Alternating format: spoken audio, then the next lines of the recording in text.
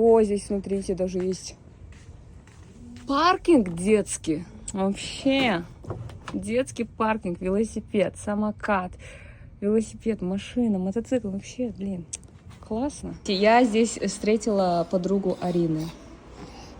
Прости, Арина сегодня не смогла приехать, но она сказала, передала, что очень сильно скучает по тебе.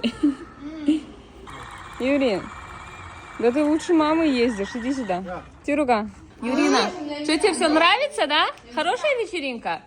Да? Только ты завтра все сама оплати, хорошо? Счет сама закрой. За виллу, за еду, за все завтра сама заплатишь, да?